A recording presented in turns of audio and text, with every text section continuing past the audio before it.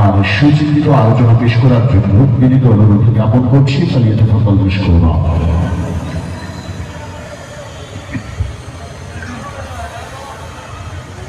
السلام عليكم ورحمة الله وبركاته. الحمد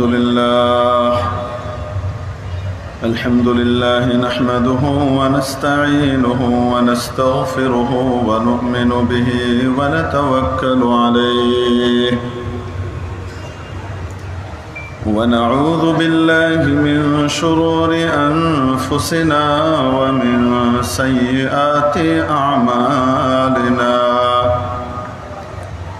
من يهده الله فلا مضل له ومن يضلل فلا هادي له ونشهد أن لا إله إلا الله وحده لا شريك له ونشهد أن سيدنا وسندنا وحبيبنا وحبيب ربنا وطبيبنا وطبيب قلوبنا وأولانا ومولانا محمدا عبده ورسوله.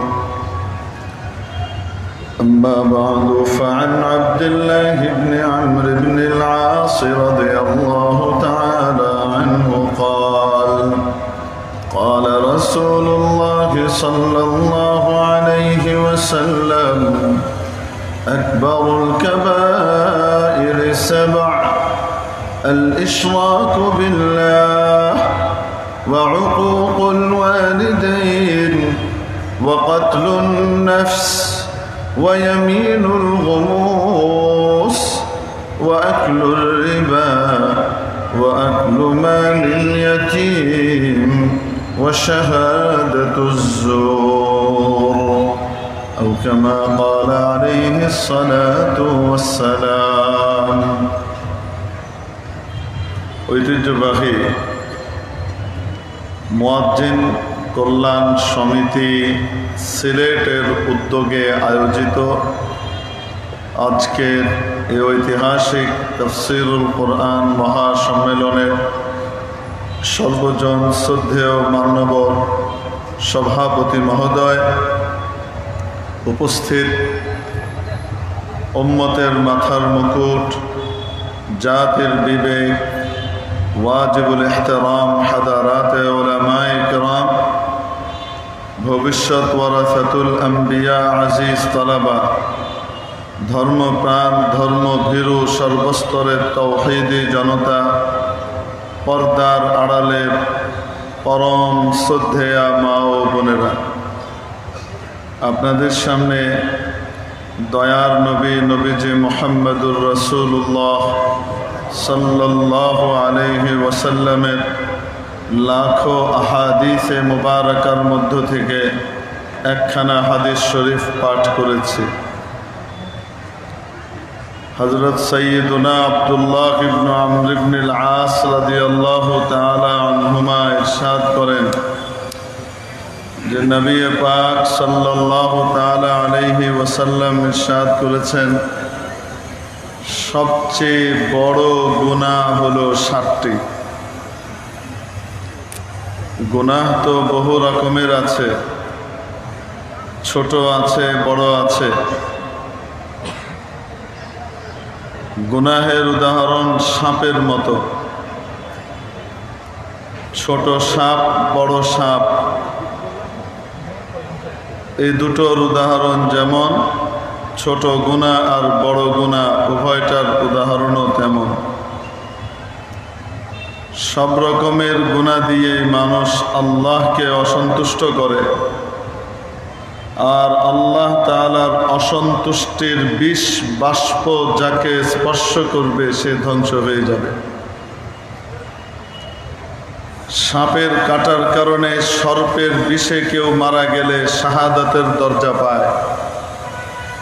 যদি ইমানদার হয়ে থাকে, সাপের কাটায় মারা গেলে, সাপের ছোবলে আর বিষে মারা গেলে সে শহীদের মর্যাদা পায়। কিন্তু আল্লাহ তাআলাকে রুষ্ট করবার কারণে আল্লাহ তাআলার ক্রোধ এবং ক্ষোভের বিষ বাষ্পে যদি কেউ মারা যায়, তাহলে দুনিয়াও শেষ, আখিরাতও শেষ। আর আল্লাহ তাআলাকে অসন্তুষ্ট করার যে বস্তুগুলো রয়েছে, বিষয়গুলো রয়েছে, সেগুলো হলো গুনাহ। কোরআনে কারীমে রব্বে যুল জালাল আমাদের সকলকে সতর্ক করে দিয়ে ইরশাদ করেছেন, ফাকুল্লান আখাযনা বিযামবিহি, আমি ইতিপূর্বে যাদেরকেই পাকড়াও করেছি, ধরেছি, সাজা দিয়েছি, তাদের গুনাহের কারণে শাস্তি দিয়েছি।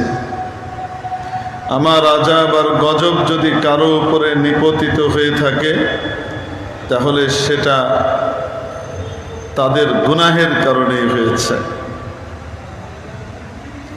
কাউকে বিকট শব্দ দিয়ে ধ্বংস করেছি, কাউকে পানিতে ডুবিয়ে চুবিয়ে শেষ করেছি, কাউকে মাটিতে ধসিয়ে ভূমি ধসের শিকার করে ধ্বংস করে দিয়েছি। যাকেই যেভাবে ধ্বংস করেছি, আল্লাহ তাদের উপর কোনো অবিচার করেননি, জুলুম করেননি। ওয়ালাকিন কানু আনফুসাহুম ইয়াযলিমুন, তারা নিজেরাই নিজেদের উপর অবিচার করেছে, জুলুম করেছে, নিজেদের জন্য জান্নাতের পরিবর্তে জাহান্নামকে টেনে এনেছে। রব্বে যুল জালাল ইরশাদ করেছেন, গুনাহের কারণে আল্লাহ পাকড়াও করেন। ব্যক্তির অন্যায়ের কারণে ব্যক্তিগত পাকড়াও হয়, পারিবারিক অন্যায় আর গুনাহের কারণে পারিবারিক পাকড়াও হয়, সামাজিক অন্যায় আর অবিচারের কারণে, গুনাহের কারণে সামাজিকভাবে সাজা আসে, রাষ্ট্রীয় অন্যায়ের কারণে, রাষ্ট্রীয় গুনাহের কারণে গোটা রাষ্ট্রকেন্দ্রিক সাজা আসে। কিছু কিছু গুনাহ তো এমন আছে যেই গুনাহের কারণে গোটা পৃথিবী তোলপাড় হয়ে যায়, গোটা জলবায়ুর উপরে বিরূপ প্রভাব পড়ে। এক কথায় গুনাহ যা আল্লাহকে অসন্তুষ্ট করে, এই ধরনের গুনাহগুলোকে দুই ভাগে বিভক্ত করা হয়েছে। এক হলো ছোট গুনাহ, আরেক হলো বড় গুনাহ। বড় গুনাহগুলা এত ভয়ঙ্কর, একটা গুনাহ, বড় গুনাহগুলার একটা গুনাহকে সাথে নিয়ে যদি বান্দা দুনিয়া থেকে যায় তওবা ছাড়া, তাহলে এই একটা গুনাহের ওজন এত ভয়ঙ্কর হতে পারে যে তার জীবনের নেক আমলের পাল্লা হালকা হয়ে যাবে। এই একটা গুনাহের কারণে তাকে জাহান্নামে যাওয়া লাগবে। এজন্য কবিরা গুনাহ খুব ছোট দৃষ্টিতে দেখার মতো কোনো কিছু নয়, অত্যন্ত ভয়ঙ্কর।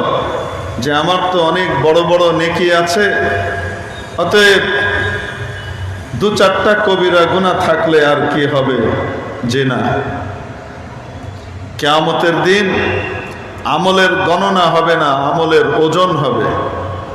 ওয়ানাদাউ মাওয়াজিনাল কিসত লিয়াউমিল কিয়ামাহ, কিয়ামতের দিন আল্লাহ তাবারক ওয়া তাআলা ইনসাফের পাল্লা স্থাপন করবেন।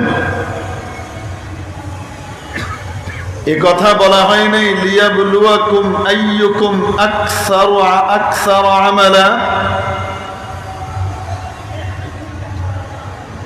الذي خلق الموت والحياة ليبلوكم أيكم أكثر عملا, এরকম বলা হয়েছে যেন আল্লাহ পরীক্ষা করে বাজিয়ে দেখতে পারেন যে তোমাদের মধ্যে কে বেশি আমল নিয়ে আসতে পারে।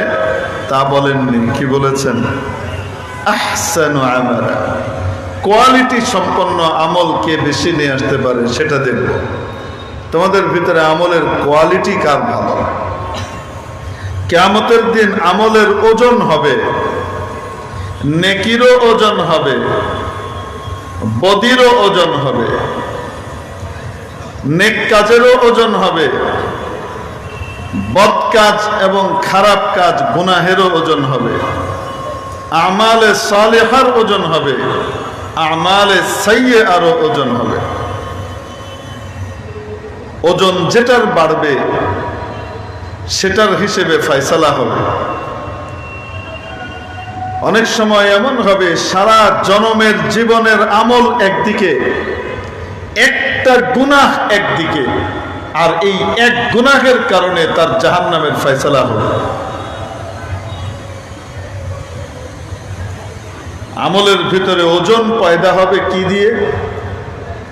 ভালো আমলের মধ্যে ওজন পয়দা হবে আল্লাহর সন্তুষ্টি সেটার সাথে লেগে যাবার মাধ্যমে। কোন আমলের সাথে যদি আল্লাহর সন্তুষ্টি লেগে যায়, আল্লাহর সন্তুষ্টির অ্যাটাচড হওয়ার কারণে এটা এই পরিমাণ ওজনদার হবে যে এক ওজনে তার সমস্ত গুনাহের পাল্লা হালকা হয়ে যাবে। অপরদিকে যদি আল্লাহ তাবারাকা ওয়া তাআলার অসন্তুষ্টি কোনো খারাপ কাজের সাথে যুক্ত হয়ে যায়, অসন্তুষ্টি যদি অ্যাটাচড হয়ে যায়, সেই একটা কাজই এত ওজনদার হবে সারা জীবনের সমস্ত নেক আমলের পাল্লা হালকা হয়ে যাবে। সহিহ বুখারী শরীফে এক হাদিস বর্ণিত হয়েছে,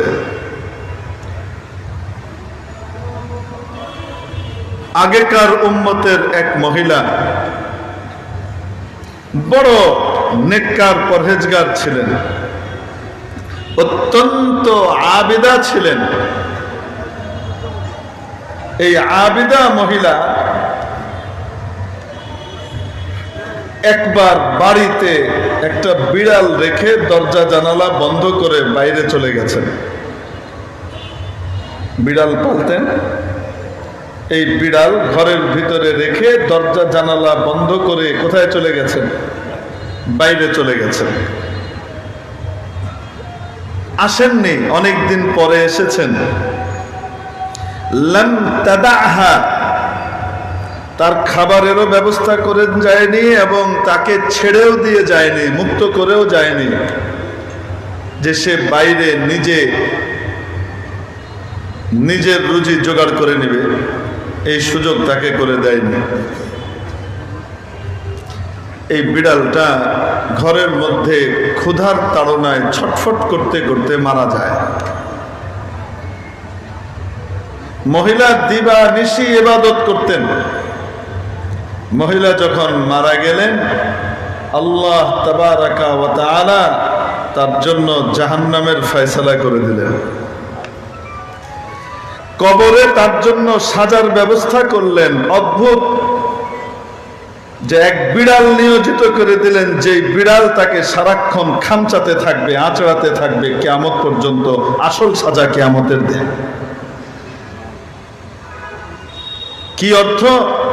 সারা জীবনের নেক আমল এক পাল্লায়, আর এই বিড়ালকে হত্যা করার অপরাধ আরেক পাল্লায়।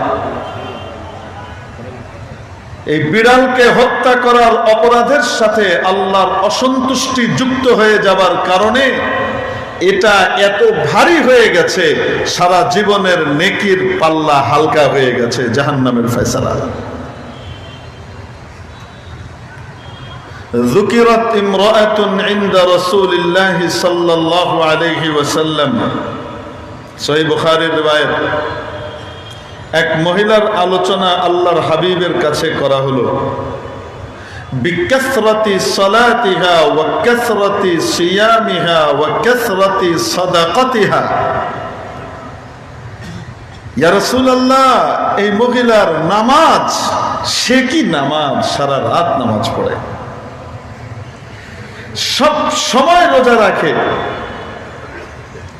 দান খয়রাতের কোনো সীমা পরিসীমা নাই, এত দান খয়রাত করে। গায়রা, ইয়া রাসূলুল্লাহ, শুধু তার একটা সমস্যা, আর বাকি সব ভালো। কি সমস্যা? আন্নাহা তুযি জারাতাহা বিলিসানিহা, সে তার প্রতিবেশী মহিলাকে নিজের মুখ দিয়ে কষ্ট দেয়, নবী পাক সাল্লাল্লাহু আলাইহি ওয়াসাল্লাম ফয়সালা দিলেন, হিয়া ফিন্নার, এই মহিলা জাহান্নামে যাবে। কি অর্থ? সারা জীবনের নামাজ, রোজা, দান, খয়রাত এক পাল্লায়, আর প্রতিবেশীকে মুখ দিয়ে কষ্ট দিয়ে প্রতিবেশীর হক নষ্ট করা আরেক পাল্লায়। আল্লাহ তাআলার অসন্তুষ্টি ওটার সাথে লেগে যাবার কারণে ওটা ভারী হয়ে যাবে, সারা জীবনের নেক আমল হালকা হয়ে যাবে। অপরদিকে আমলের ওজনও পয়দা হবে, নেক আমলের ওজন পয়দা হবে আল্লাহর সন্তুষ্টি যুক্ত হবার কারণে। হাদিস শরীফের মধ্যে আসে, কিয়ামতের দিন এক ব্যক্তি আসবে, পাহাড়ের মতো তার বদ আমল, পাহাড়ের মতো বদ আমল, যত দূর দৃষ্টি যায় বদ আমল আর বদ আমল, কোন নেক আমল নাই। আসার পরে যখন আল্লাহর দরবারে উপস্থিত হবে, আল্লাহ তাআলা জিজ্ঞেস করবেন, কি আশা করো? ইয়া আল্লাহ, জাহান্নাম ছাড়া তো কোনো উপায় নেই, আমার তো কিছুই নাই। আল্লাহ তাআলা বলবেন, আরেক দিকে দেখা যাবে একটা ছোট্ট চিরকুট, যেটার ভিতরে আল্লাহর নাম লেখা, আল্লাহর একত্ববাদের ঘোষণা দেওয়া, ছোট্ট একটা চিরকুট, একটা কাগজ। এটা তার নেক আমল। কখনো সে কি করেছিল? আল্লাহকে ভালোবেসে আল্লাহর নাম নিয়েছিল, আল্লাহর ভালোবাসার মহব্বতে তাওহীদের ঘোষণা দিয়েছিল, সেটা ফেরেশতা লিখে রেখেছে। ওইটা আল্লাহ তাআলা বলবেন, যাও মিজানের কাছে যাও, যেখানে ওজন হচ্ছে যাও ওজন করো। সে বলবে, ইয়া আল্লাহ, ওজন করে কি হবে? কোথায় পাহাড়ের মতো গুনাহ, আর একটা ছোট্ট কাগজ যেটার ভিতরে লা ইলাহা ইল্লাল্লাহ লেখা, যেটার মধ্যে আপনার নাম লেখা। এই একটা আমল আর পাহাড়ের মতো আমল, এই দুটার কি কোনো তুলনা হবে? ফলাফল তো জানাই আছে। তো ওজনের কাছে যে সময় নষ্টের দরকার কি, ডাইরেক্ট পাঠিয়ে দেন। আল্লাহ তাআলা বলবেন, আরে যাও যাও ওজন করাও, আজকে তোমার উপর কোনো জুলুম করা হবে না, কোনো অবিচার আর অন্যায় করা হবে না, যাও। সে যাবে, তার পাহাড়ের মতো গুনাহ আর বদ আমল এক পাল্লায় রাখা হবে, আরেক পাল্লায় আল্লাহর সেই নাম লেখা চিরকুট রাখা হবে। আল্লাহর নামের পাল্লা ভারী হয়ে যাবে, গুনাহের পাল্লা আকাশে উঠতে থাকবে। মাওলায়ে পাকের সন্তুষ্টি এই আমলের সাথে যুক্ত হয়ে গেছে, ফলশ্রুতিতে এটার ওজন বেড়ে গেছে, আর সমস্ত গুনাহগুলো হালকা হয়ে গেছে। এজন্য কিয়ামতের দিন জানা নাই কোন আমলটা কবুল হয়ে গেছে, কোন আযানটা কবুল হয়ে গেছে। গোটা জীবনের মধ্যে এক আযান যদি আল্লাহর কাছে কবুল হয়ে যায়, গোটা জীবনের মন থেকে হৃদয় থেকে শুধু মাবুদ আর আল্লাহর জন্যই সেই আযানটা ছিল, দুনিয়ার কাউকে শোনানো, দুনিয়ার কারো প্রশংসা পাওয়া ইত্যাদি অর্জন করা ছিল না। এই এক আযান যথেষ্ট হবে কিয়ামতের দিন জান্নাতে যাবার জন্য। মেরে মুহতারাম দোস্ত, তো বলছিলাম আমলের মধ্যে ওজন তৈরি হয় আল্লাহর সন্তুষ্টি এবং অসন্তুষ্টির মাধ্যমে। আল্লাহর সন্তুষ্টি কোনো আমলে লেগে গেলে জান্নাতি, অসন্তুষ্টি লেগে গেলে জাহান্নামী। এত ভয়ঙ্কর বিষয়।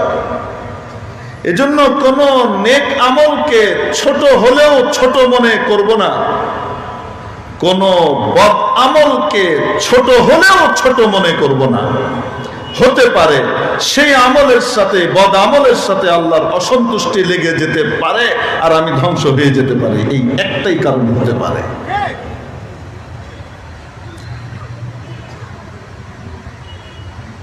পারসিকদের মহাকবি ছিলেন ফেরদৌসী, ইন্তেকাল করেছেন। কেউ স্বপ্ন দেখেছে ফেরদৌসী আপনার সাথে আল্লাহ কি আচরণ করেছেন? আপনারা কি বিরক্ত হচ্ছেন? হুজুর কোনো সুর দেয় না, তাল দেয় না, কিছুই দেয় না, কি কাটা কাটা কথা কইতেছে। ওগুলা লাগে হলো যাদের শিক্ষা দীক্ষা একটু কম থাকে, একটু মূর্খ টাইপের মানুষ হয়, বেচারারা কালারের দিকে বেশি মুগ্ধ হয়। আর শিক্ষিত মানুষের কাছে আমার মনে হয় সুর সারের তুলনায় আসল যে মূল বিষয় সেটা মনে হয় গুরুত্ব পায়, ঠিক কিনা? তো সিলেটের মানুষ তো এমনিই শিক্ষিত, তো এই জন্য এখানে সুর সারের তেমন দরকার আছে বলে মনে হয় না। মাশাআল্লাহ, আপনারা যেহেতু একমত হয়েছেন এজন্য আমি নির্দ্বিধায় এখন বলতে পারি। ফেরদৌসী মারা যাওয়ার পরে কেউ তাকে জিজ্ঞেস করেছে, ফেরদৌসী আপনার সাথে আল্লাহর আচরণ কি হয়েছে? মনে রাখবেন, কিছু স্বপ্ন আল্লাহর পক্ষ থেকে আসে, এগুলো আল্লাহর পক্ষ থেকে দেওয়া বিশেষ মেসেজ হয়। কিছু স্বপ্ন শয়তানের পক্ষ থেকে আসে, সেগুলো আল্লাহর পক্ষ থেকে না। আপনি মনে করেন স্বপ্ন দেখলেন যে স্বপ্নের মধ্যে আল্লাহ আপনাকে বলছে, আপনার নাম মনে করেন ফরিদ, ফরিদ তুমি তোমার সবচেয়ে প্রিয়তম বস্তুটিকে আমার জন্য কোরবানি করো, যেমন ইব্রাহিম ইসমাইলকে করেছিল। মানে আপনার পুতকে জবাই করতে বলতেছে। নবীর স্বপ্ন তো ওহী হয়, আমি নবী, নবীর স্বপ্নের ভিতরে শয়তান ঢুকতে পারে না, যেটা হয় সোজা আল্লাহর পক্ষ থেকে হয়। আপনি নবী, আপনার স্বপ্নের ভিতরে বড় মিয়া শয়তান আসতে পারে কি পারে না? নিজের ছেলেকে জবাই করা তো দূরের কথা, যে কোনো মানুষকে অন্যায়ভাবে হত্যা করা হালাল না হারাম? আসতে বলেন। অতএব কেউ যদি স্বপ্ন দেখে যে আল্লাহ তাকে বলতেছে, এটা আল্লাহ না আল্লাহর নাম নেওয়া শয়তান, বুঝেন কি বলছে? তো এটা হলো শয়তানের পক্ষ থেকে আসা স্বপ্ন। স্বপ্নে দেখলেন কেউ বলছে, নাই আমি তোমার ইবাদত বন্দিগিতে এত খুশি হয়ে গিয়েছি, তোমার সব আমি মাফ করে দিলাম, এখন থেকে আর তোমার নামাজ পড়া লাগবে না। এই স্বপ্ন আল্লাহর পক্ষ থেকে না শয়তানের পক্ষ থেকে? বুঝতে পারেন নাই মনে হয়। কিছু স্বপ্ন আছে অনর্থক স্বপ্ন। কেমনে হয়? খাওয়া দাওয়ার ভিতরে একটু উল্টাপাল্টা হয়েছে, পেটের ভিতরে গ্যাস ফর্ম করছে, হরমোনের একটু ইমব্যালেন্সের পজিশন তৈরি হয়েছে, মস্তিষ্কের উপরে চাপ পড়েছে, আর মস্তিষ্ক কি করেছে? একটা সুন্দর স্বপ্ন রেডি করে দিয়ে দিচ্ছে। অর্থহীন স্বপ্ন। কোন কোন স্বপ্ন হয় সারা দিন যা ভাবে চিন্তা করে ওইটাই মস্তিষ্ক রেডি করে তার সামনে আবার দিয়ে দেয়। তো স্বপ্নের বহু প্রকার আছে, তার ভিতরে এক প্রকার হলো যেটা কার পক্ষ থেকে আসে? নবীর স্বপ্ন ওহী, নবী ছাড়া কারো স্বপ্ন কি নয়? ওহী নয়। কিন্তু নবী ছাড়াও আল্লাহ তাআলা তার কোনো বান্দার মাথার ভিতরে ঘুমের মধ্যে কোনো স্বপ্ন দেখাইতে পারে, এবং সেটা আল্লাহর পক্ষ থেকে হয়। এটার নজির কোরআন শরীফে আছে। মিশরের বাদশাহ স্বপ্ন দেখলেন 7টা মোটা তাজা গরু এবং 7টা শুকনো গরু। অদ্ভুত ব্যাপার হলো এই শুকনো গরুগুলো মোটা তাজা গরুগুলোকে খেয়ে ফেলেছে। মানে বাংলাদেশি গরুগুলা অস্ট্রেলিয়ান অথবা ব্রাহ্মণা কি বলে বড় গরু আছে, এগুলা রেখে ফেলেছে। স্বপ্নটা কি স্বাভাবিক না অস্বাভাবিক? এক তো হলো গরু গরুরে খায় না, বড় গরুও ছোট গরুরে খায় না, ঠিক কিনা? বড়টা ছোটটারে খায়, এটা আছে হলো মাছের ভিতরে, সাপের ভিতরে। বড়টা ছোটটারে খেয়ে নেয়। ওই খাদ্যের প্রভাব খাদকের উপরে পড়ে। তো এজন্য রাসূল সাল্লাল্লাহু আলাইহি সাল্লাম উট খেতে বলেছেন। কি বলেছেন? উট খাও। কেন খাও তার কারণও বলে দিয়েছেন। এই হাদিস মালুল বিল ইল্লাহ, এবং নবীজির পক্ষ থেকে বর্ণনা করা ইল্ল, সেটা কি? উটের ভিতরে গায়রত বেশি। উটের বেগম সাহেবার দিকে, মেম সাহেবার দিকে যদি অন্য উট ফিরে তাকায়, ওর খবর আছে, ওই উটরে বরদাস্ত করতে পারে না। বুঝতে পারছেন? তার ভিতরেও তার যে মেম সাহেবা আছে, তার বেগম সাহেবার দিকে আরেক উট একটু ইটিস পিটিসের নিয়তে তাকাইছে, ওই উটরে ও পিছা মেরে ফেলবে বা খেয়ে ফেলবে। ভয়ঙ্কর রকমের গায়রত তার ভিতরে। আল্লাহর নবী বলেন, উট বেশি বেশি করে খাও, কেননা তার ভিতরে গায়রত বেশি, তোমাদের ভিতরেও গায়রত তৈরি হবে। তাহলে বোঝা গেল খাদ্যের প্রভাব খাদকের উপরে পড়ে। আবার আল্লাহ শুয়োরকে হারাম করেছেন, করেছেন না করেন নাই? বলেন। শুকরকে হারাম করেছেন, মাথা থেকে পা পর্যন্ত প্রতিটা বস্তু নাজিসুল আইন, একেবারে পায়খানার মতো না পায়। আল্লাহ এভাবে হারাম করেছেন। কেন হারাম করেছেন? বহু কারণ থাকতে পারে, আল্লাহ ভালো জানেন। তবে শুয়োরের একটা খাচ্চত আছে, যেই খাচ্চত পৃথিবীর আর কোনো প্রাণীর নাই। বলবো নাকি? সেই খাচ্চত হলো, শুয়োরের বউরে যদি অন্য শুয়োর কাট আউট লাগায়, তাহলে এই শুয়োর খুশির চোটে, ওই যুগলের যখন এই আকাম করতেছে, খুশির চোটে এই শুয়োর তাদের চারপাশে নাচতে থাকে, ড্যান্স করে, আমার বউরে বেহেই বালা পায়, আমার বউকে সবাই ভালোবাসি। বুঝতে পেরেছেন? বেইন্তেহা বেগায়রত এবং নির্লজ্জতা এই শুয়োরের ভিতরে রয়ে গেছে, কোনো আত্মমর্যাদা বোধ নাই। এই রকম বেগায়রতি অন্য কোনো প্রাণীর ভিতরে নাই। হয়তো আল্লাহ এই জন্য এটাকে হারাম করছেন। আর যারা এগুলি খায়, দেখবেন এদেরও বউ নিয়ে কোনো চিন্তা ভাবনা নাই, জামাই নিয়ে চিন্তা ভাবনা নাই। কিছুদিন পর পর জামাই আর বউ বদল করতেছে, গাড়ি আর লুঙ্গির মতো। বিয়েও করা লাগে না, তার বউ হলে আরেকজন ফষ্টি নষ্টি করতেছে, সে সামনে গিয়ে বলে, হাই, এটা তোমার অধিকার, তুমি করতে পারো, অসুবিধা নেই, ইটস ওকে। শুয়োর খায় যে, প্রভাব তৈরি হয়েছে। তো এই জন্য আমরা মাছ বেশি খাই, তো মাছের স্বভাব বড়টা ছোটটারে কি করে, খায় আমায়। এই জন্য দেখা যায় আমাদের এখানে একটু বড় হইলেই ছোটগুলারে, বুঝেন নাই মনে হয়? ইয়া সালাম, কোত্থেকে গেছিলাম মনে আছে আপনাদের? কোত্থেকে গেছিলাম? জি, হ্যাঁ, মাশাআল্লাহ, মনে আছে। এখানকার লোকের হুশ আওয়াজ খুব ভালো, উপস্থিত আছে বয়ানে। তো স্বপ্নে দেখতেছে যে ছোট গরুগুলা বড় গরুগুলারে খেয়ে ফেলছে, শুকনো গরুগুলো মোটা তাজা গরুগুলোকে খেয়ে ফেলেছে। প্রথম কথা হলো, গরু গরুকে খায়, মোটা তাজাগুলাও ছোটগুলারে খায় না। তারপরেও যদি কিছুক্ষণের জন্য মেনে নেই স্বপ্নের ব্যাপার, তাহলে যুক্তি কি বলে? শুকনাগুলা বড়গুলারে পেটে ভরবে না বড়গুলা শুকনোগুলারে খাবে? স্বপ্ন সম্পূর্ণ উল্টা স্বপ্ন দেখলেন। আবার একই সাথে দেখলেন 7টা তাজা ফসলের শীষ আর 7টা শুকনা ফসলের শীষ। যেহেতু মিশরের রাজা স্বপ্ন দেখছে আর এরা রুটি খায় সাধারণত, সেই হিসেবে গমের শীষ হওয়াটাই স্বাভাবিক। তবে তারা যেহেতু ভাতও খায় মাঝে মাঝে, তাই ধানের শীষ হওয়া কেউ উড়িয়ে দেওয়া যায় না। কিসের শীষ কে জানে, আল্লাহ জানে। এই ঘটনা কিন্তু কোরআন শরীফে বর্ণনা করেছেন কে? স্বপ্ন দেখেছে। স্বপ্নের ভিতরে দেখার পরে বাদশা বলছে, আইয়ুহাল মালা আফতুনি ফি রুয়ায়া ইন কুনতুম লিররুয়া তা'বুরুন।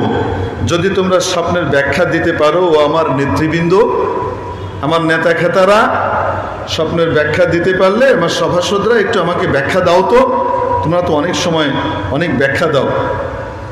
তারা সবাই মুখ চাওয়াচাওয়ি করে বলল অর্থহীন স্বপ্ন, আদগাথু আহলাম,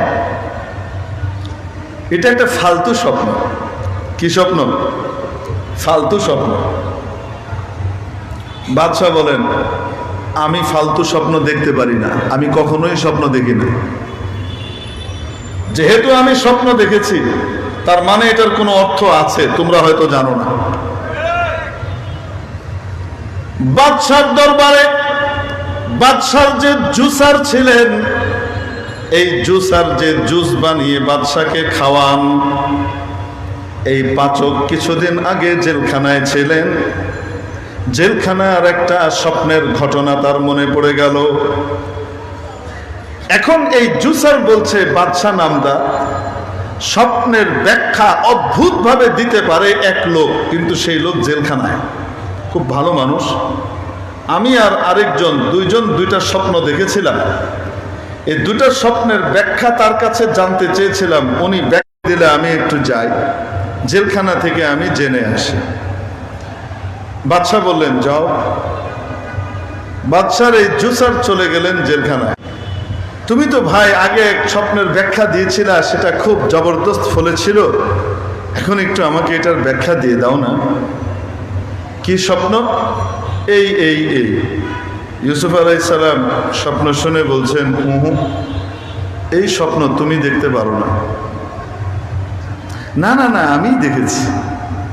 ইউসুফ আলাইহিস সালাম বলেন, আরে না, এই স্বপ্ন তোমার সাথে যায় না, এই স্বপ্ন তুমি দেখতে পারো না। এই স্বপ্ন দেখতে পারে মাত্র দুইজন ব্যক্তি, মিশরের আজিজ খাদ্য কাম প্রধানমন্ত্রী অথবা মিশরের বাদশাহ। এই দুইজনের যে কোনো একজন এই স্বপ্ন দেখতে পারে, এই স্বপ্ন তুমি দেখার কথা না। এখন বলে জি জি জি বাদশাহ দেখছে। হ্যাঁ, তাহলে শুরুতেই বললা না কেন? কি ইউসুফ, ব্যাখ্যা কি এটা? ইউসুফ আলাইহিস সালাম ব্যাখ্যা দিলেন, শোনো, এই স্বপ্নের মাধ্যমে মেসেজ দেয়া হয়েছে, রাষ্ট্রপ্রধানকে মেসেজ দেয়া হয়েছে, সামনের 15 বছরের ভূত ভবিষ্যতের সংবাদ দেয়া হয়েছে, সামনের 15 বছরের খাদ্য নিরাপত্তার সমাধান দেয়া হয়েছে। সেটা কি? ইউসুফ আলাইহিস সালাম বললেন, শোনো, এটার ব্যাখ্যা হলো মিশরে আগামী 7 বছর বাম্পার ফলন হবে, এরপরে 7 বছর ফলনহীন থাকবে, দুর্ভিক্ষ দেখা দিবে, কোনো ফলন নাই, ফসল নাই, হয়তো উজান থেকে পানি আসবে, অথবা খরা আসবে, অথবা কত কিছু হইতে পারে, শিলা বৃষ্টি হবে, হইতে পারে কি পারে না? ফসল নষ্টের তো কত সিস্টেম আছে। এরপরে 7 বছর ফলন হবে না, এরপরে আবার 1 বছর বাম্পার ফলন হবে। কয় বছরের সমাধান দিলেন, মানে সংবাদ দিলেন কয় বছরের? 15 বছরের। তারপর বললেন, শোনো, বাদশাকে তুমি বলবা যে আল্লাহর পক্ষ থেকে তাকে মেসেজ দেয়া হয়েছে 7 বছর যে ফলন হবে বিপুল পরিমাণে, সবাই যেন খেয়ে আর রপ্তানি করে উড়ায় না দেয়, বরং যতটুকু জনগণের দরকার, চাষির দরকার, ততটুকুই তাদের কাছে রেখে বাকি সমস্ত শস্য যেন রাষ্ট্র কিনে নেয়, কিনে এই সবগুলোকে যেন গুদামজাত করতে থাকে বিশেষ প্রক্রিয়ায়। বলে দিলেন শীর্ষহ ফি সুম্বুলাতে। পরবর্তী 7 বছর যখন দুর্ভিক্ষ আসবে, তখন রাষ্ট্রীয় গুদামে, বিশ্ব গুদামে মজুদ ফসলগুলোকে স্বল্প দামে ডিসকাউন্ট দিয়ে অথবা ফ্রি মানুষের মধ্যে বিতরণ করে যেন মানুষের জীবন রক্ষা করা যায় সেই ব্যবস্থা করা হবে। পরের 7 বছর যখন কেটে যাবে কোনোভাবে, এরপরে আবার 1 বছর বাম্পার ফলন হবে, রাষ্ট্রের খাদ্য নিরাপত্তা স্থিতিশীলতায় পৌঁছে যাবে। দেখেছেন কারবার।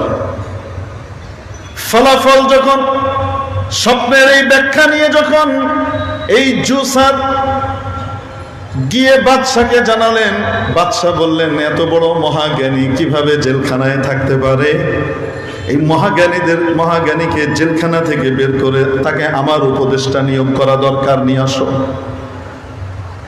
মিশরের বাদশা আল্লাহর পক্ষ থেকে যে মেসেজ পেয়েছিলেন, মুসলমান ছিলেন না বাদশা, মুসলিম হোক চাই অমুসলিম হোক সমস্ত মানুষই তো আল্লাহর বান্দা, ঠিক কি ঠিক না?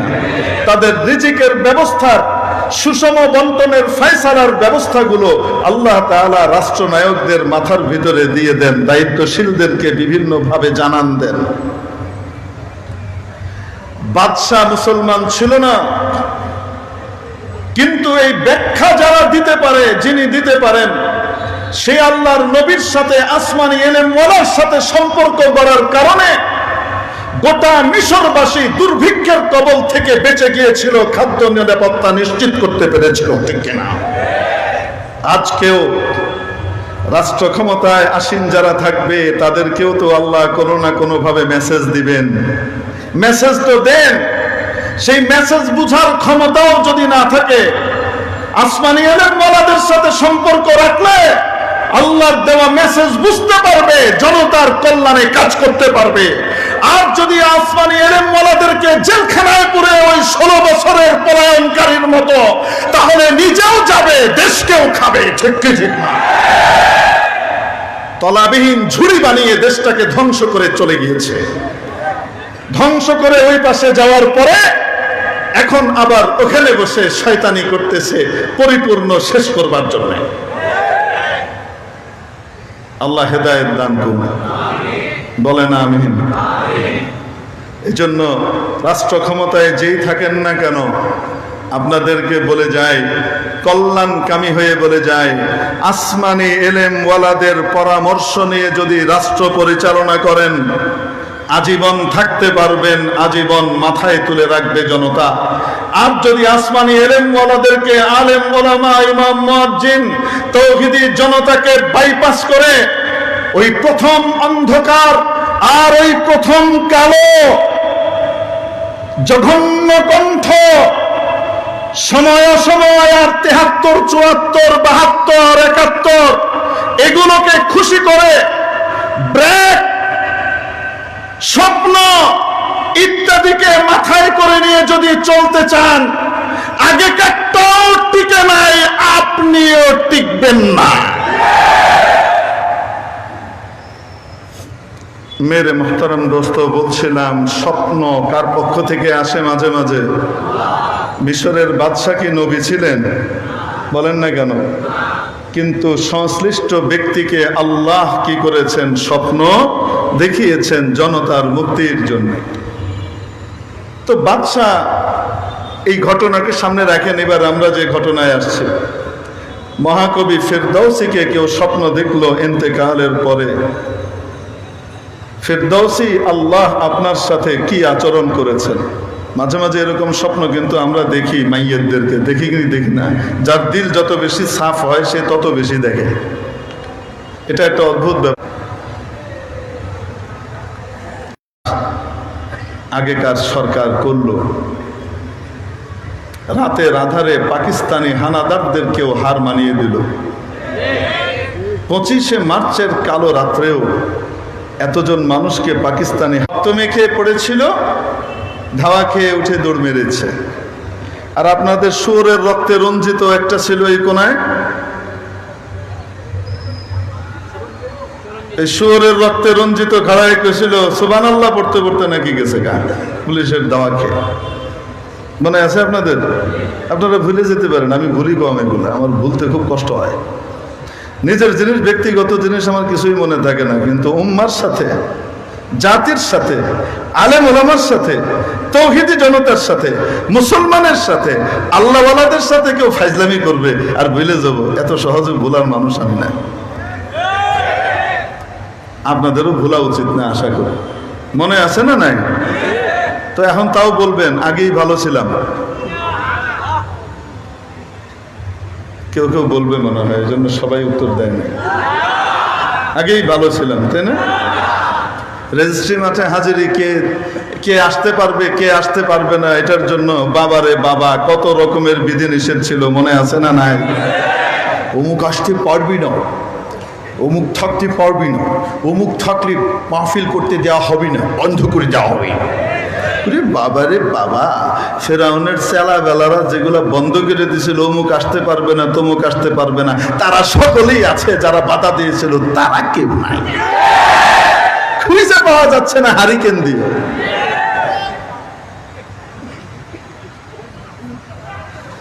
আল্লাহ আল্লাহ আল্লাহ, তাহলে আগেই ভালো ছিলাম।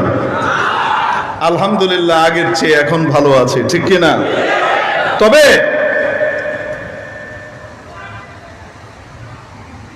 যারা রাষ্ট্র ক্ষমতায় আছেন তাদেরকেও বলে দেই, এই ভালোটা ভালো থাকবে যদি ভালো মানুষদের পরামর্শে চলেন।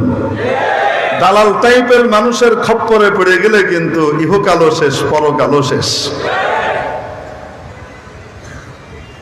যাই হোক, আচ্ছা একটু জেনে নেই হযরত, সময় কতক্ষণ? কথা তো আমাকে আমার জায়গায় আনতে হবে, বুঝাইতে হবে তো। 10টা 23 বাজে। আর কতক্ষণ? 7 মিনিট। লা হাওলা ওয়ালা কুওয়াতা ইল্লা বিল্লাহ, আগে বলতে। ঠিক আছে, যাই হোক মেরে মুহতারাম দোস্ত, 17 মিনিট নেই আমরা, 17 মিনিট নেই আমরা। ঠিক আছে।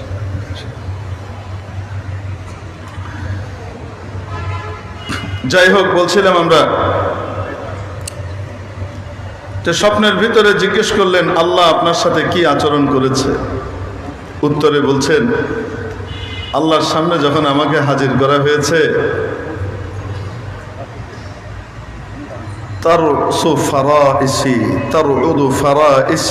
আমার বুক কাঁপছিল। আমি জানি আমি শেষ, কারণ আমি সারা জীবন সরকারি উচ্চ পর্যায়ের লোকজনের তাল মেরেই চলেছি, মিশা কথা তো আর কম করিনি। তো আমি তো শেষ। তা আমি বললাম, এ আল্লাহ, আপনার রহম ছাড়া কোনো উপায় নাই, আমি তো শেষ, আমার আমল দিয়ে বাঁচার কোনো উপায় নেই। আল্লাহ তাআলা বললেন, ফেরদৌসি, তোমার 2টো লাইন আমার কাছে সংরক্ষিত রয়েছে। ফেরদৌসি লাখের উপরে শের লিখেছে, কবিতা লিখেছে, লাখের উপরে বিশাল বিশাল কবিতা লিখেছে। তার মধ্যে মাত্র 2টো লাইনের কথা মাবুদ আমাকে বললেন, ফেরদৌসি, তোমার 2টো লাইন আমার কাছে সংরক্ষিত আছে। এই 2টো লাইন যখন তুমি লিখেছিলে, শুধুই মাত্র আমার কৃতজ্ঞতায় বুঁদ হয়ে আমার প্রশংসা করে লিখেছিলে। কোনো বাহবা কুড়ানো উদ্দেশ্য ছিল না, কোনো পুরস্কার পাওয়া উদ্দেশ্য ছিল না, কাউকে দেখানো উদ্দেশ্য ছিল না। আমার কৃতজ্ঞতা আর শুকরে বুঁদ হয়ে তুমি লিখেছিলে। তোমার ওই 2টো শের আমার কাছে আমি রেখে দিয়েছি, 2টো লাইন রেখে দিয়েছি। আমার কাছে বড় ভালো লেগেছে তোমার এই 2টো লাইন। এই উসিলায় তোমার বাকিগুলো আমি মাফ করে দিলাম।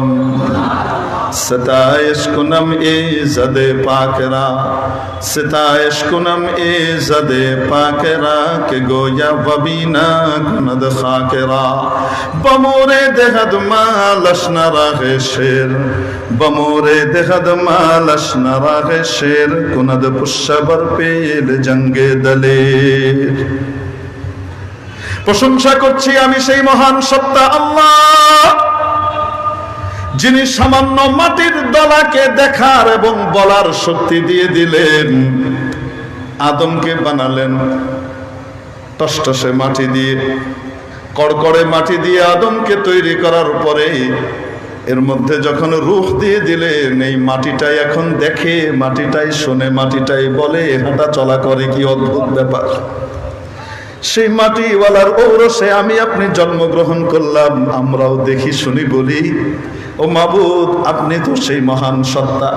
শুধু তৈরি করেই ছেড়ে দিয়েছেন তা নয়, আমরা তো আশরাফুল মাখলুকাত, আশরাফ বানিয়েছেন। আমাদের রিজিকের ব্যবস্থা তো আপনি হাতে নিয়েছেনই। তুচ্ছ তুচ্ছ অন্যান্য প্রাণী যেগুলো আছে তাদের রিজিকের কথাও আপনি কখনো ভুলেন না। তুচ্ছাতি তুচ্ছ ক্ষুদ্রাতি ক্ষুদ্র ছোট্ট পিঁপড়ের রিজিকের কথাটাও ভুলেন না, তার মুখেও আপনি রিজিকের ব্যবস্থা করে দেন। আর বিশাল বাঘ সিংহ তাদের মুখের গ্রাসটাও প্রতিনিয়ত আপনি জুগিয়ে যান। এই শের আল্লাহর এত পছন্দ হয়েছে, এই এক আমলের উসিলায় বাকিগুলা সব মাফ হয়ে গেছে। এজন্য বলছিলাম একটা কবিরা গুনাহ মানুষকে জাহান্নামে নেওয়ার জন্য যথেষ্ট। আর কবিরা গুনাহগুলোর ভিতরেও বড় বড় কবিরা গুনাহ নবীজি বলেন 7টা। কয়টা? 1 নম্বর আল ইশরাকু বিল্লাহ, আল্লাহর সাথে কোনো কিছুকে শরীক করা। 2 নম্বর ওয়া উকুকুল ওয়ালিদাইন, মা বাবার নাফরমানি করা, মা বাবাকে কষ্ট দেওয়া। ওয়া কাতলুন নাফস, কোন মানুষকে অন্যায়ভাবে হত্যা করা। কোন মানুষকে অন্যায়ভাবে হত্যা করা ভয়ঙ্কর অপরাধ। এত বড় অপরাধ, একজন মুমিন মুসলমানকে যদি কেউ হত্যা করে গোটা জলবায়ুর উপরে তার বিরূপ প্রভাব পড়ে, গোটা পৃথিবীর উপরে বিরূপ প্রভাব পড়ে। ওয়াতলু আলাইহিম নাবা ইবনাই আদম বিল হক ইয قربا قربانا فتقبل من احدهما, একজনের কোরবানি কবুল করে নেওয়া হলো। রব্বুল আলামিন বলেন, ও নবী, উতলু আলাইহিম নাবা ইবনাই আদম বিল হক, ও নবী, আদমের 2 ছেলের ঘটনা আপনি সকলকে যথাযথভাবে শুনিয়ে দেন।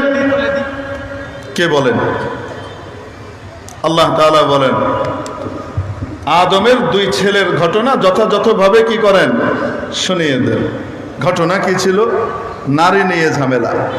পৃথিবীর সর্বপ্রথম কবিরা গুনাহ সংগঠিত হয়েছে নারী সংক্রান্ত বিষয় নিয়ে। ঘটনা কি ছিল? আদম আলাইহিস সালামের এক ছেলের জন্য আদম আলাইহিস সালাম বউ ঠিক করেছেন, আরেক ছেলের জন্য বউ ঠিক করেছেন আল্লাহর নিয়ম অনুযায়ী।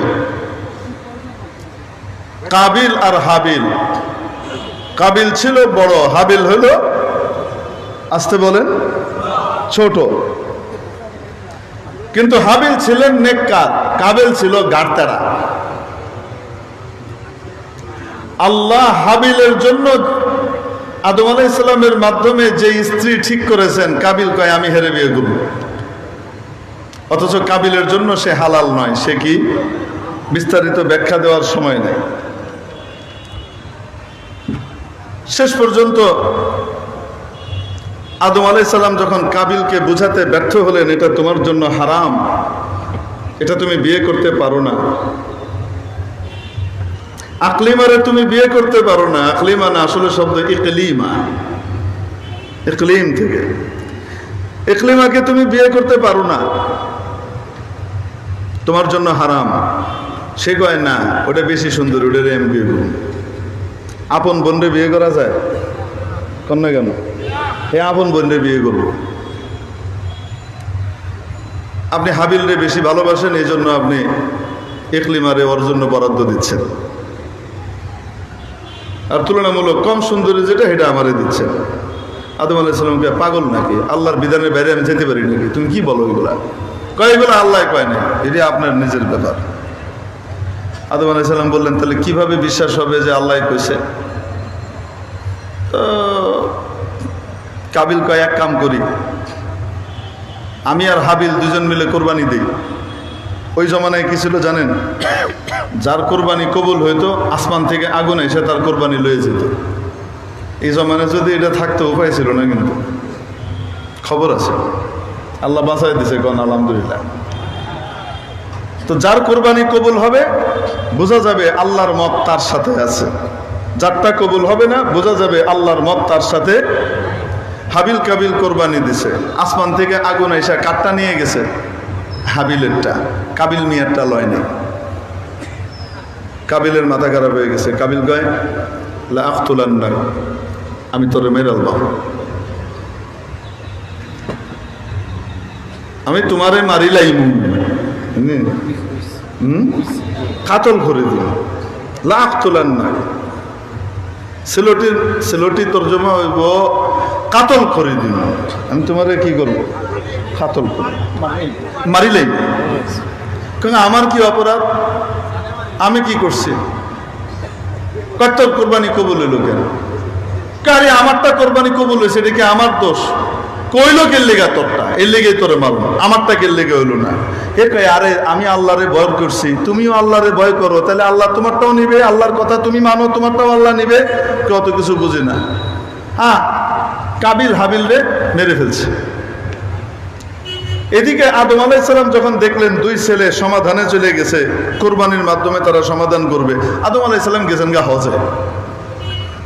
আদম আলাইহিস সালাম মক্কায়, আর এখানে হত্যাকাণ্ডের ঘটনা ঘটে। তাফসীরে মাযহারের ভিতরে আদম আলাইহিস সালামের দিকে নিসবত করে দুটো শের লেখা আছে। যখন কাবিল হাবিলকে হত্যা করে ফেলে, ওদিকে আদম আলাইহিস সালাম বলতেছেন, হায় রে, ব্যাপারটা কি, আকাশটা কেমন যেন মলিন মলিন লাগে, আগের মতো তেমন নির্মল নাই। ফল খাচ্ছেন আর বলছেন, ব্যাপারটা কি, ফলের স্বাদ কেন নষ্ট হয়ে গেল, ফলের স্বাদ কেন আগের মতো নাই। একজন ইমানদারের হত্যাকাণ্ড ঘটলে গোটা পৃথিবীর জলবায়ু এবং বস্তুর উপরে বিরূপ প্রভাব পড়ে। গোটা পৃথিবী ক্ষতিগ্রস্ত হয় একজন ইমানদারের হত্যাকাণ্ডের কারণে।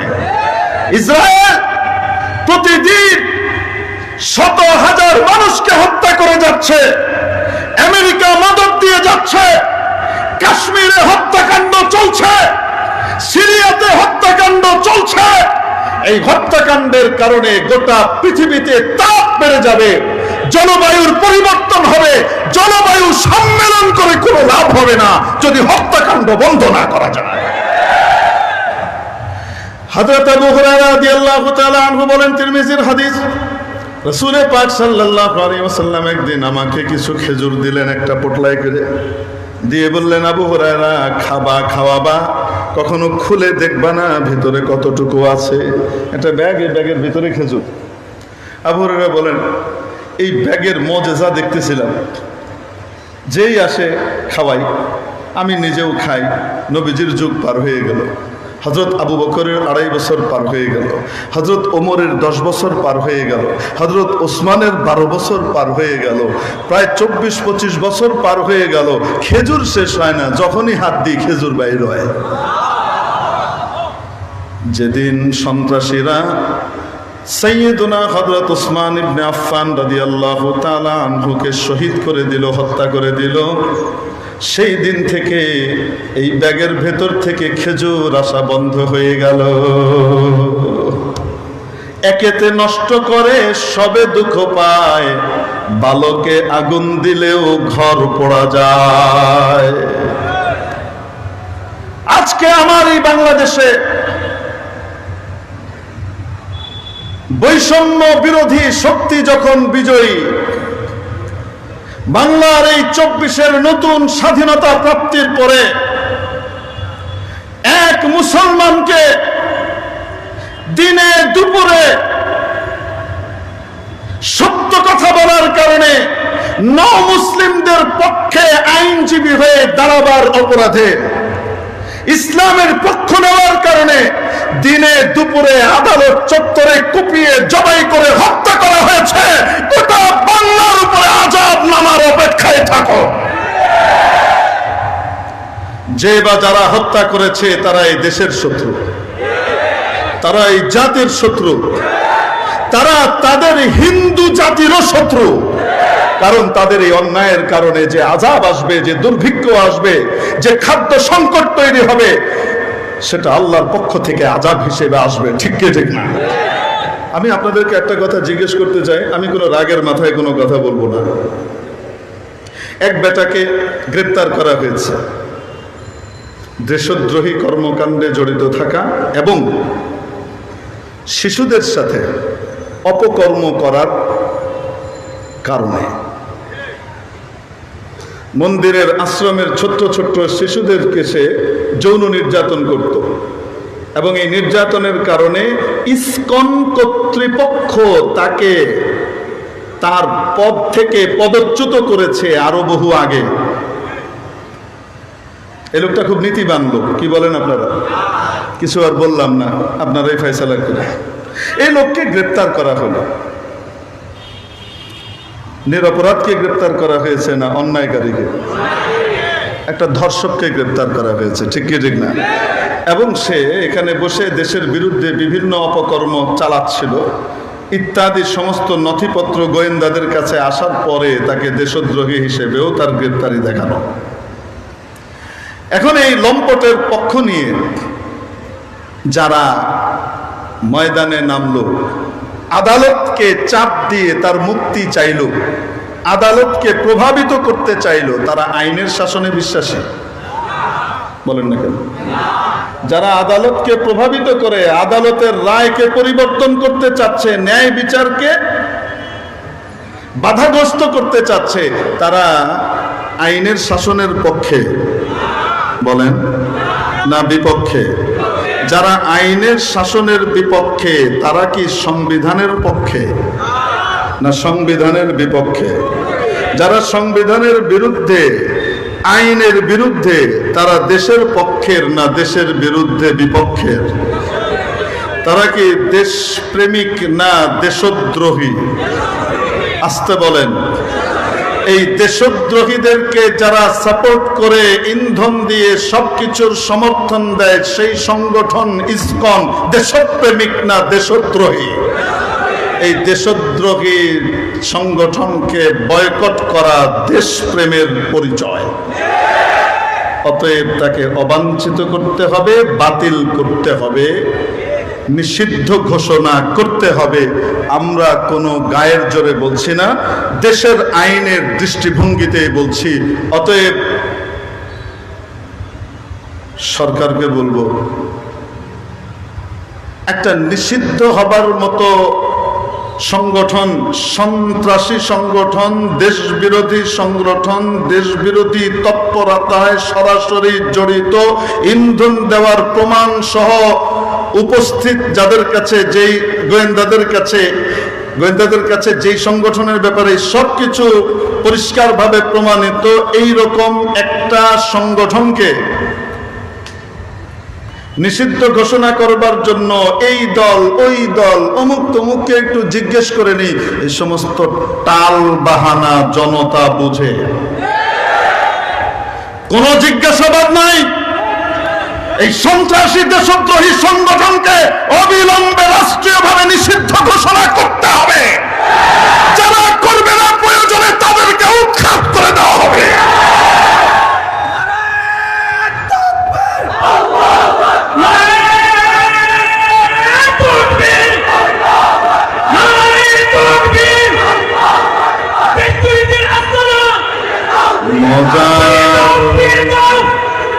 না না না না না, ইসকনের আস্তানা জ্বালিয়ে দাও, পুড়িয়ে দাও আমরা বলি না। ইসকনের আস্তানা জ্বালিয়ে দাও, পুড়িয়ে দাও কেন করব আমরা? ইসকনের আস্তানা অটোমেটিকই নিষিদ্ধ হবে, বাতিল হবে, আইনগতভাবেই হবে। আমরা দেখতে পাচ্ছি আহা ক্ষমতায় আসার জন্য খুব আগ্রহী, বিশাল দল হিসেবে নিজেদের পরিচয় দেয়, হঠাৎ দেখি এরা ওদের রেসপন্সর হয়ে গেছে। আমরা আপনাদেরকেও বলে দিতে চাই, আপনাদের প্রতি আমাদের সহমর্মিতা ছিল, কারণ আপনারাও নির্যাতিত ছিলেন আমাদের মতো। আপনাদের প্রতি আমাদের সহমর্মিতা এই জন্য ছিল যে আপনারাও আমাদের জন্য এই অগাস্ট এবং জুলাইয়ের বিপ্লবে অংশগ্রহণ করেছেন এবং রক্ত দেওয়ার জন্য চেষ্টা করেছেন, ঠিক কি ঠিক না? কিন্তু এখন যদি দেখি আধিপত্যবাদী শক্তির সামনে মাথা নত করে তাদের লেজুর ভিত্তি করে ক্ষমতায় আসবার ধান্দা করছেন, আপনাদেরকেও ক্ষমতায় আসতে দেওয়া হবে না। এদেশের ক্ষমতায় আসতে হলে আধিপত্যবাদী শক্তির বিরুদ্ধে চোখ রাঙিয়ে জনতার কণ্ঠস্বরে কথা বলতে হবে। নাসরুম মিনাল্লাহ ওয়া ফাতহুন করিব ওয়া বাশশিরিল মুমিনিন। আসসালামু আলাইকুম ওয়া রাহমাতুল্লাহি ওয়া বারাকাতুহু। জাযাকাল্লাহ, শুকরিয়া, আলহামদুলিল্লাহ। আমরা